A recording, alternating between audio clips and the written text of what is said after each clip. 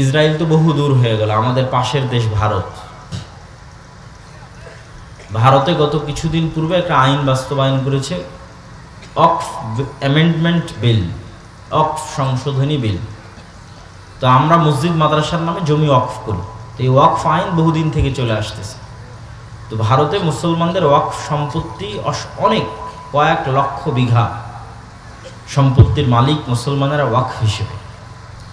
তো এইগুলোর উপর মসজিদ প্রতিষ্ঠিত, মাদ্রাসা প্রতিষ্ঠিত। তো মুসলমানদের এই সম্পত্তিগুলো কিভাবে দখল করে নেওয়া যায়, ঠিক যেভাবে ব্রিটিশরা চিরস্থায়ী বন্দোবস্ত বা বাজেয়াপ্ত, যে লাখেরাজ সম্পত্তি বাজেয়াপ্তকরণ যে আইন বাস্তবায়ন করেছিল ব্রিটিশরা এই দেশে আসার পর, লাখেরাজ মানে যে সম্পত্তির খাজনা লাগতো না, কর লাগতো না। লা খারাজা, এটা আরবি শব্দ, খারাজ মানে কর, ট্যাক্স, সেটাকে বাংলা হয়ে গেছে লাখেরাজ। লাখেরাজ সম্পত্তি বাজেয়াপ্ত করে। তো ওয়াকফকৃত সম্পত্তির কোনো ট্যাক্স, কর দিতে হতো না মুঘল শাসন আমলে। তো সেগুলো সব মসজিদ মাদ্রাসার নামে ওয়াকফ ছিল। পুরো ভারত, পাকিস্তান, বাংলাদেশের 5 ভাগের 1 ভাগ সম্পত্তি মসজিদ মাদ্রাসার নামে ওয়াকফ ছিল মুঘল শাসন আমলে। এখন কিন্তু আর ওগুলো একটাও পাবেন না। এখন যত মাদ্রাসায় দেখেন সব 100, 150, 200, মসজিদ দেখেন 100, 150, 200। দুই একটা খুব পুরাতন মসজিদ 500 বছরের পাওয়া যেতে পারে, কেননা সব সম্পত্তি ব্রিটিশরা বাজেয়াপ্ত করে সরকারি কোষাগারে দিয়ে দিয়েছিল এবং জমিদারদের মধ্যে বন্টন করে দিয়েছিল। ফলত সব মসজিদ মাদ্রাসা একদিনে সম্পত্তিবিহীন হয়ে গেছিল। ঠিক একইভাবে আজকের ভারত সরকার মুসলমানদের এই গত 150-200 বছরে যে সম্পত্তিগুলো তারা ওয়াকফ করেছে, মুঘল শাসন আমলে যেগুলো করেছিল সেগুলো তো ব্রিটিশরা খেয়ে নিয়েছে। ব্রিটিশদের পর থেকে মুসলমানেরা যে গত 150-200 বছরে যা ওয়াকফ করেছে সেটা ধ্বংস করার এবং সেটা খাওয়ার জন্য সকল বন্দোবস্ত সম্পূর্ণ, এবং মুসলমানদেরকে তাদের ধর্মীয় প্রতিষ্ঠানে সম্পূর্ণরূপে পঙ্গু করে দেওয়ার সকল রাস্তা তৈরি করা শেষ। এবং বিদ্বেষ কোন পর্যায়ে গেলে বাদশাহ আলমগীরের মতো একজন মহৎ বাদশার কবর পর্যন্ত খুঁড়ে তার লাশকে পর্যন্ত, মানে লাশের উপর পর্যন্ত রাগ মেটানোর যে খাহেশ, যে আগ্রহ, এই বিদ্বেষ কোথায় গেলে এই আগ্রহ হতে পারে? সম্মানিত উপস্থিতি, এখান থেকে কি বলতে চাচ্ছিলাম, এই ভারতের মুসলমানদের যদি আপনি বাঁচাতে না পারেন তো একদিন আপনিও বাঁচবেন না। রোহিঙ্গার মুসলমানদের যদি আপনি বাঁচাতে না পারেন তো একদিন আপনিও বাঁচবেন না। আজকে আরব বিশ্ব যদি গাজার মুসলমানদের বাঁচাতে না পারে তো একদিন তারাও বাঁচবে না। এটা পৃথিবীর নিয়ম। আপনি যদি নিজে বাঁচতে চান তাহলে আগে আপনার প্রতিবেশীকে বাঁচাতে হবে। আপনার পাশে যে বাড়িতে আগুন লেগেছে সেই বাড়ির আগুন নিভাতে হবে, না হলে সে আগুন আস্তে আস্তে আস্তে আস্তে আপনার বাড়িতে চলে আসবে। তাহলে আপনি যদি স্বাধীন থাকতে চান তাহলে আপনার পার্শ্ববর্তী দেশ রোহিঙ্গা মুসলমানদের স্বাধীনতা নিশ্চিত করতে হবে, ভারতের মুসলমানদের স্বাধীনতা নিশ্চিত করতে হবে, আরব বিশ্বের মুসলমানদের, গাজার মুসলমানদের স্বাধীনতা নিশ্চিত করতে হবে, তাহলে তারাও স্বাধীন থাকবে। নাহলে যেই বিস্ফোরা, ইসরায়েলের যে বিস্ফোরা, আজকে মনে করছেন গাজাকে মাটির সাথে মিশিয়ে দিয়েছে, কালকে জর্ডানকে মাটির সাথে মিশিয়ে দিবে না, লেবাননকে মাটির সাথে মিশিয়ে দিবে না, সিরিয়াকে মাটির সাথে মিশিয়ে দিবে না, এর কোনো গ্যারেন্টি নেই। এই জন্য মুসলমানদের সতর্ক হওয়া অতীব জরুরি। এখান থেকে আমাদের পরের প্রশ্ন, পরের শিক্ষার বিষয় হচ্ছে, কেন মুসলমানদের আজ এই অবস্থা? এই যে সমগ্র বিশ্বে মুসলমানদের উপর জুলমের স্টিম রোলার চলছে, মায়ানমারের আরাকান থেকে পার্শ্ববর্তী দেশ ভারত থেকে আরব বিশ্বের ইসরায়েল পর্যন্ত, চায়নার উইঘুর মুসলমান পর্যন্ত, সমগ্র বিশ্বে মুসলমানদের উপর যে জুলমের স্টিম রোলার চলছে, মুসলমানেরা এইভাবে গোলাম কিভাবে হয়ে গেল? এর পিছনের কারণ কি এবং এটার থেকে মুসলমানেরা মুক্তি পাবে কিভাবে? এর পিছনের কারণ এবং এর থেকে মুক্তি পাওয়ার মানদণ্ড যদি আমরা দাঁড় করাই, ফিলিস্তিন দিয়ে দাঁড় করানো যাবে। কিভাবে ফিলিস্তিন দিয়ে দাঁড় করানো যাবে?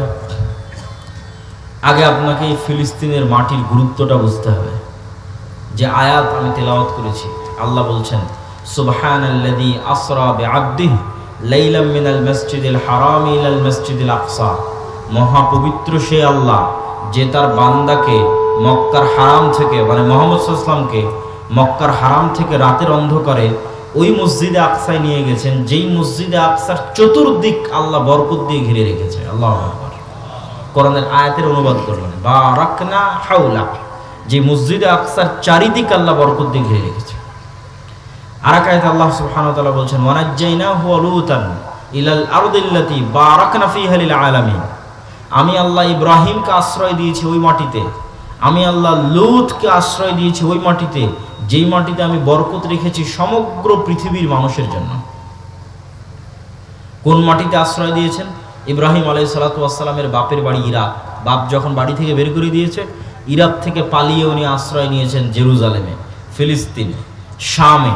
তখন এই দেশের নাম ফিলিস্তিন ছিল না, শাম ছিল। ফিলিস্তিন, লেবানন, জর্ডান, ইসরায়েল, সিরিয়া, এগুলো সব হচ্ছে শাম। হাদিসে যেখানে শাম আসবে তথা বাংলায় যেখানে, ইংরেজিতে যেখানে আমরা সিরিয়া বলবো, এগুলো সব তার অন্তর্ভুক্ত। ফিলিস্তিন শামের অন্তর্ভুক্ত, লেবানন শামের অন্তর্ভুক্ত, ইসরায়েল শামের অন্তর্ভুক্ত, জর্ডান শামের অন্তর্ভুক্ত, সিরিয়া নিজেও শামের অন্তর্ভুক্ত। তো ইব্রাহিম আলাইহিস সালাতু ওয়াস সালাম ইরাক থেকে শামে হিজরত করলেন, আর লূত আলাইহিস সালাতু ওয়াস সালামের কওমকে আল্লাহ উল্টিয়ে দিলেন, ধ্বংস করলেন। তখন লূত আলাইহিস সালাম ঈমানদারদের নিয়ে শামে আশ্রয় নিলেন, তথা জেরুজালেম, মসজিদে আকসা এবং তার পার্শ্ববর্তী অঞ্চলে আশ্রয় নিলেন। তো এই দুই নবী যেই মাটিতে আশ্রয় নিয়েছে, সেই মাটিকে আল্লাহ বলছেন যে আমি এই মাটিতে সমগ্র পৃথিবীবাসীর জন্য বরকত রেখেছি। আল্লাহু আকবার। লিল আলামিন, সমগ্র পৃথিবীবাসীর জন্য। সম্মানিত উপস্থিতি, এই মসজিদে আকসা মুসলমানদের যে ইতিহাস এবং ঐতিহ্য আছে, সেই ইতিহাস এবং ঐতিহ্যের সাথে কিভাবে সম্পৃক্ত। ইব্রাহিম আলাইহিস সালাতু ওয়াস সালামের বংশের দুইটা ধারা, একটা ধারার নাম বনু ইসরাইল, একটা ধারার নাম বনু ইসমাইল। একটা স্ত্রী সারার বংশধর আর একটা স্ত্রী হাজরার বংশধর আলাইহিমা সালাতু ওয়াস সালাম। বনু ইসমাইল হচ্ছে উম্মতে মুহাম্মাদি, বনু ইসরাইল হচ্ছে ইসহাক আলাইহিস সালাতু ওয়াস সালাম এবং তার বংশধর, ইয়াকুব আলাইহিস সালাতু ওয়াস সালাম এবং তার বংশধর, ইসমাইলের ভাই ইসহাক এবং তার বংশধর, তারা হচ্ছে বনু ইসরাইল। তো বানু ইসরাইলের সকল নবী, দুই একজন বাদে সকল নবী এই জেরুজালেম, এই মসজিদে আকসায় প্রেরিত হয়েছে। এটা নবীদের শহর, এটা নবীদের স্থান। তার মধ্যে দুই একটা নবীর নাম আপনারা খুব ভালোভাবে জানেন, যেমন দাউদ এবং সুলাইমান। দাউদ এবং সুলাইমান সমগ্র পৃথিবীতে যে শাসন ব্যবস্থা প্রতিষ্ঠা করেছিল, যেই রাজত্ব আল্লাহ অতীতে কাউকে দেয়নি, ভবিষ্যতেও কাউকে দিবে না, সেই বিশাল রাজত্বের রাজধানী ছিল জেরুজালেম, মসজিদে আকসা। এই মসজিদে আকসা সেই মসজিদে আকসা, যে মসজিদে আকসার কথা আল্লাহ কোরআনে বলছেন এভাবে, ওয়াইদ ক্বালাত ইমরাতু ইমরান রব্বি ইন্নী নাযারতু লাকা মা ফি বাতনি মুহাররারা। যখন ইমরানের স্ত্রী বলল, আল্লাহ আমার পেটে যে সন্তান আছে তোমার রাস্তায় ওয়াকফ করে দিলাম, তোমার রাস্তায় মানে মসজিদে আকসার জন্য ওয়াকফ করে দিলাম। ফালাম্মা ওয়াদাআতহা ক্বালাত রব্বি ইন্নী ওয়াদাতুহা উনসা। যখন সন্তান প্রসব হলো, বলছে আল্লাহ আমি তো মেয়ে সন্তান প্রসব করেছি। আল্লাহু আ'লামু বিমা ওয়াজাআত, আর আল্লাহ আগে থেকেই জানেন যে সন্তান মেয়ে। ওয়ালাইসা যাকারু কাল উনসা, সকল পুরুষ মেয়ের মতো নয়, সকল মেয়ে পুরুষের মতো নয়। আর আমরা তার নাম রেখে দিলাম মারিয়াম। কুল্লামা দাখালা আলাইহা যাকারিয়াল মিহরাব ওয়াজাদা ইনদাহা রিজকা। যখনই জাকারিয়া, খালু জাকারিয়া মারিয়ামের মেহরাবে প্রবেশ করে, তখনই দেখে অসময়ের ফল। ক্বালা ইয়া মারিয়াম আন্না লাকি হাযা। মারিয়াম, অসময়ের ফল কোথায় থেকে আসলো? ক্বালাত হিয়া মিন ইনদিল্লাহ। মারিয়াম বলল, আল্লাহর পক্ষ থেকে অসময়ের ফল আসে। ইন্নাল্লাহা ইয়ারযুকু মান ইয়াশা বিগাইরি হিসাব। আল্লাহ যাকে ইচ্ছা তাকে বেহিসাব রিজিক দান করতে পারেন। হুনালিকা দাআ জাকারিয়া রাব্বাহ।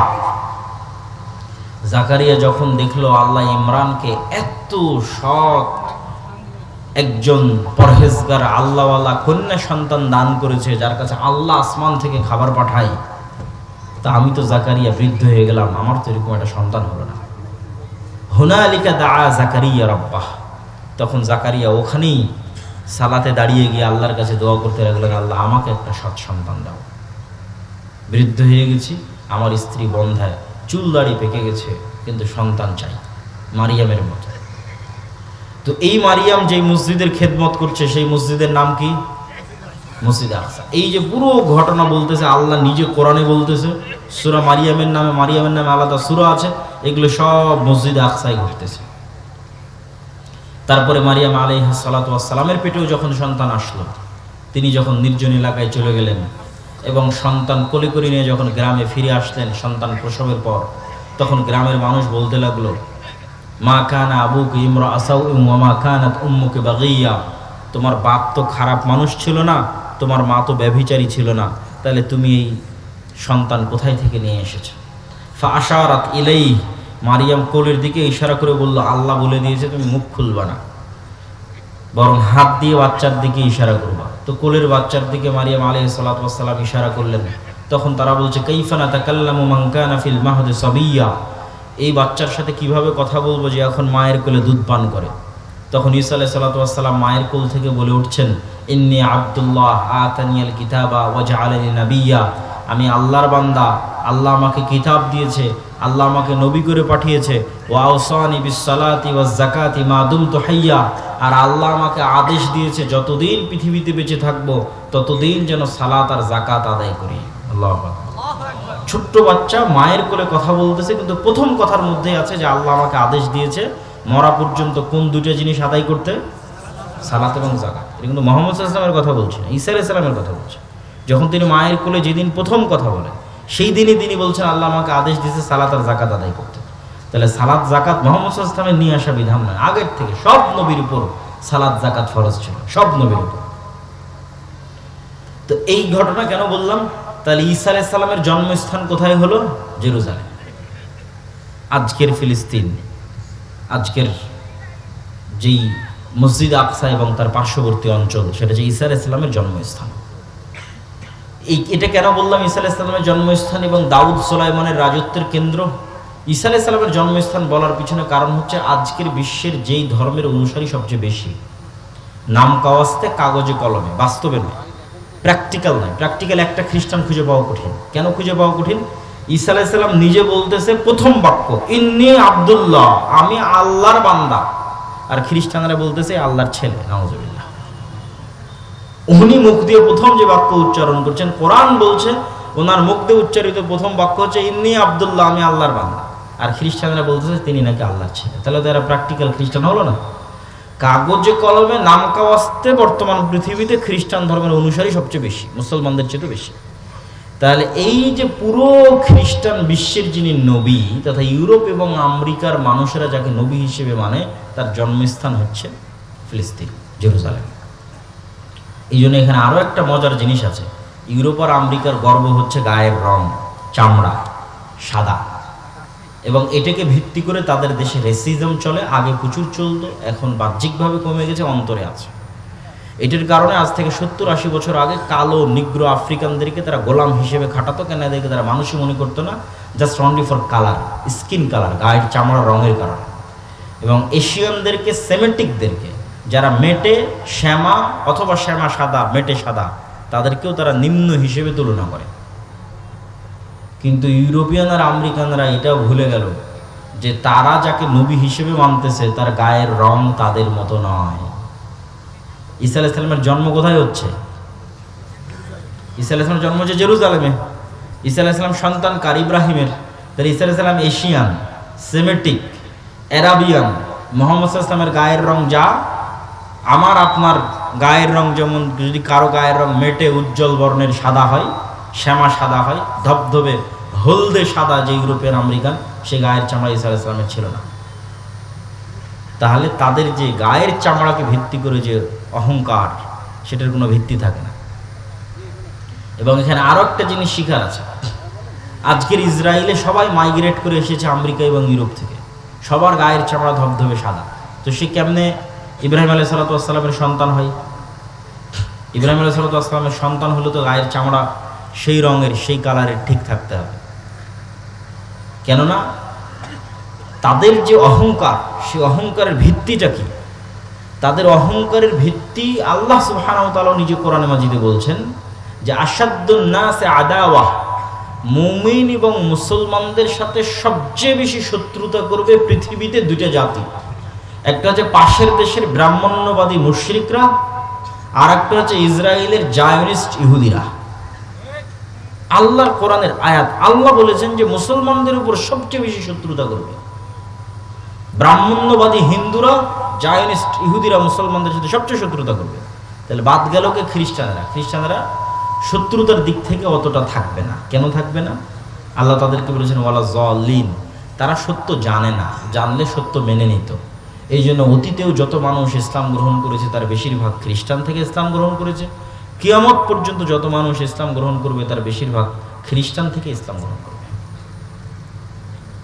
কেননা তারা সত্য জানে না, জানলে মানবে। এই জন্য দেখবেন যে আজকের ইউরোপ আমেরিকায় সব নন মুসলিমরা মিছিল করতেছে ফিলিস্তিনের পক্ষে, যাদের নাম দিয়েছে ট্রাম্প সরকার বা ইসরায়েলের সরকার বা ইসরায়েলের মিডিয়া প্রো প্যালেস্টাইনিয়ান। যে প্রো প্যালেস্টাইনিয়ান যে প্রোটেস্ট হচ্ছে তথা প্যালেস্টাইনকে সাপোর্ট করে যে প্রোটেস্টটা হচ্ছে, 90% সব নন মুসলিম এবং খ্রিস্টান। এইটা আজ থেকে 10-15 বছর আগে দেখা যায়নি কেন? আজ থেকে 10-15 বছর আগে মিডিয়া কুক্ষিগত ছিল। বিবিসি, CNN নিজস্ব যে মিডিয়ার চ্যানেল সেটা কুক্ষিগত ছিল। এখন তো ইনস্টাগ্রাম, টুইটার, ফেসবুক ওপেন, সারা পৃথিবীর মানুষ দেখতে পাচ্ছে যে এখানে জুলম হচ্ছে। তো ওই যে আল্লাহ বলেছে ওয়ালা যালিন, খ্রিস্টানরা পথভ্রষ্ট, জানলে কথা বলবে। তো খ্রিস্টানরা যখন জানতেছে যে এখানে জুলম হচ্ছে, চোখের সামনে দেখতে পাচ্ছে যে গাজাতে জুলম হচ্ছে, তখন তারাও মিছিল মিটিং করতেছে। এই জন্য মিডিয়ার পাওয়ার আছে।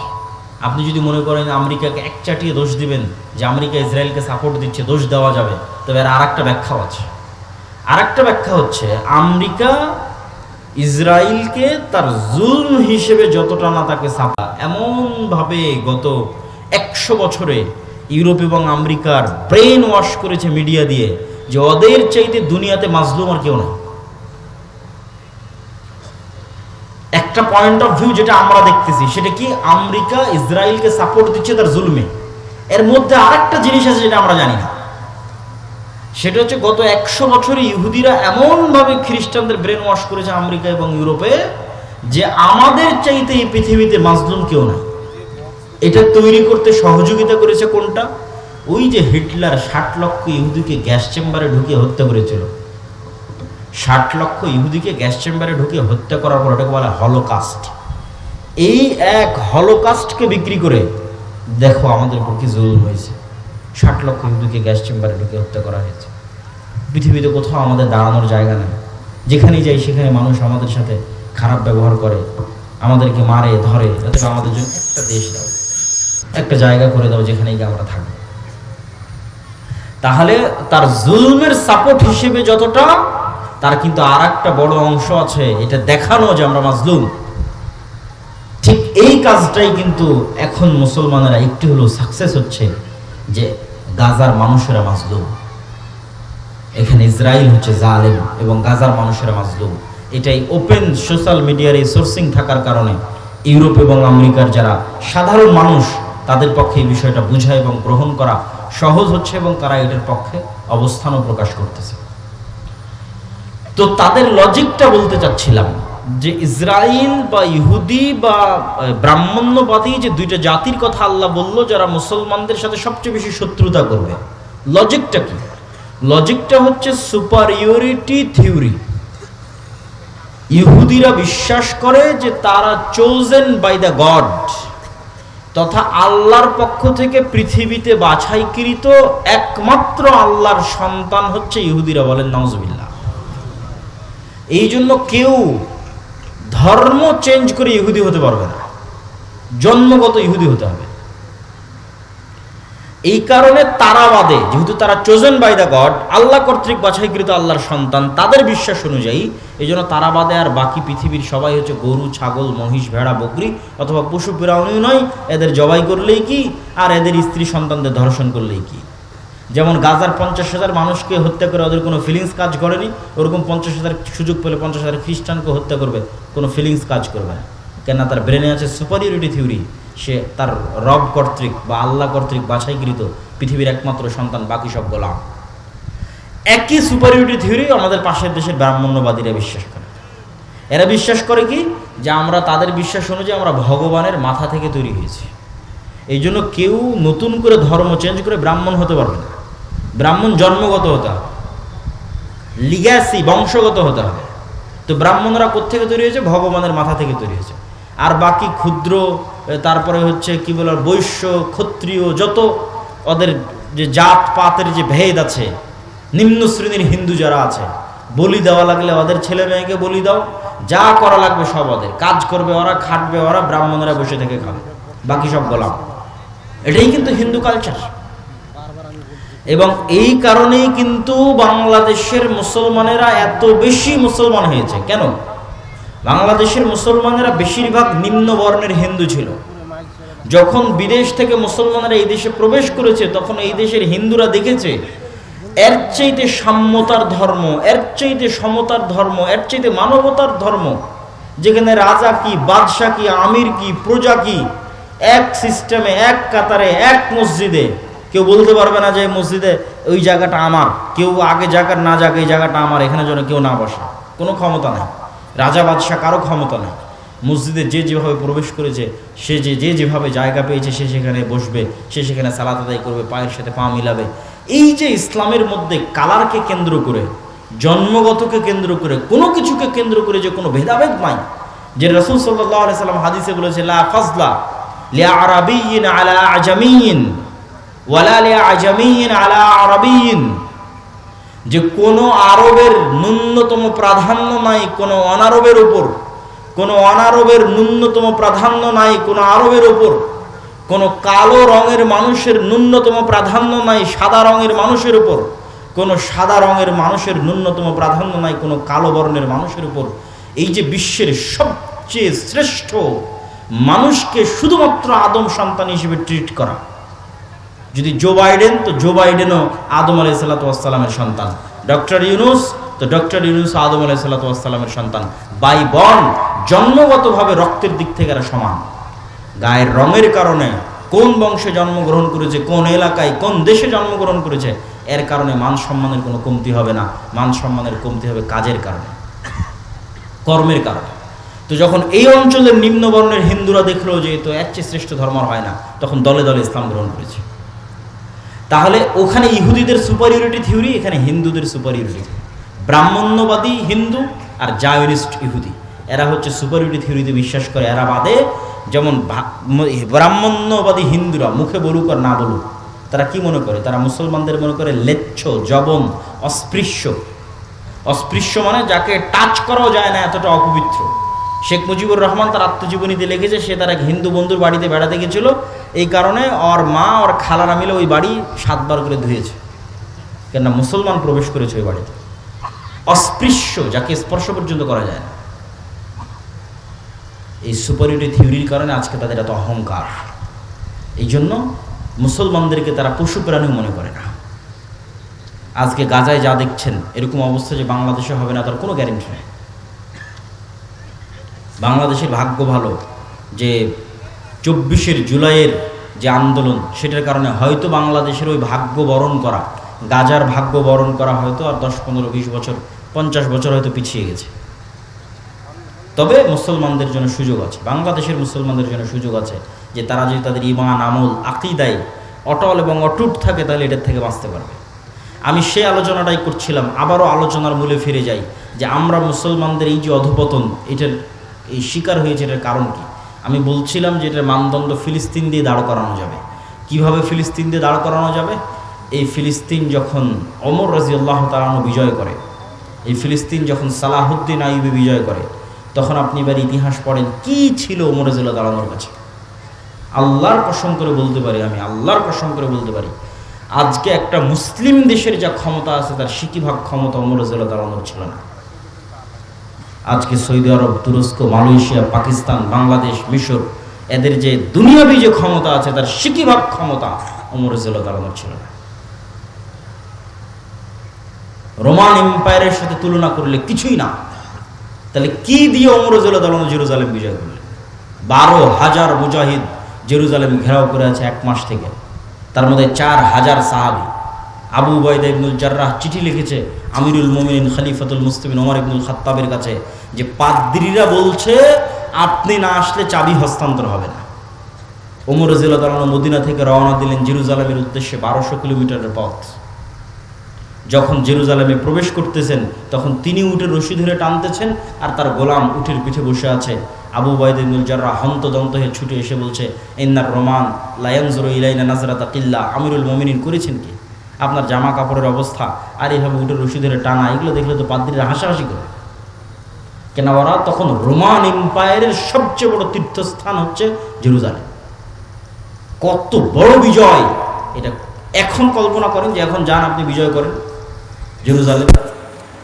তো এখন বাংলাদেশের ওই চিরির বন্দরের, রানীর বন্দরের একটা কৃষক বাংলাদেশ থেকে উঠে গিয়ে জেরুজালেম বিজয় করে নিল। এটা যেমন ওমর রাদিয়াল্লাহু তাআলা আনহুর ওই যুগে জেরুজালেম বিজয় করা তেমন। আমি মনে হয় বুঝাতে পারেন, আবারও বলি। আজকে বাংলাদেশের চিরির বন্দরের, রানীর বন্দরের একটা কৃষক এখান থেকে উঠে গিয়ে আমেরিকা আছে, ইসরায়েল আছে, ইংল্যান্ড আছে, চায়না আছে, রাশিয়া আছে, বিশ্বের এত সুপার পাওয়ার থাকতো জেরুজালেম বিজয় করে নিয়েছে।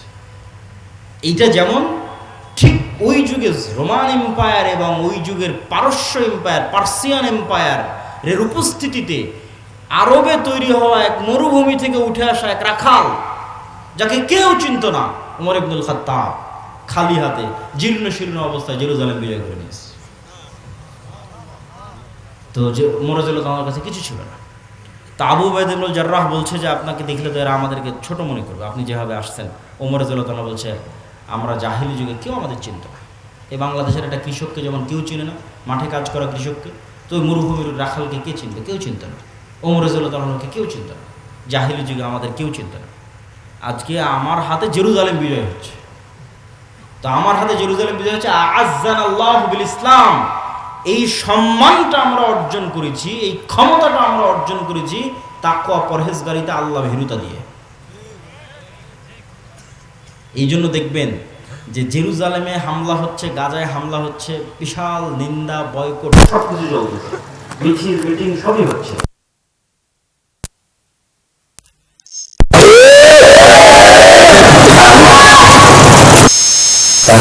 ওই মানদণ্ডে দাঁড়াতে পারছেন না যে মানদণ্ডের উপর বিজয় হবে, যে মানদণ্ডের উপর বিজয় হয়েছে।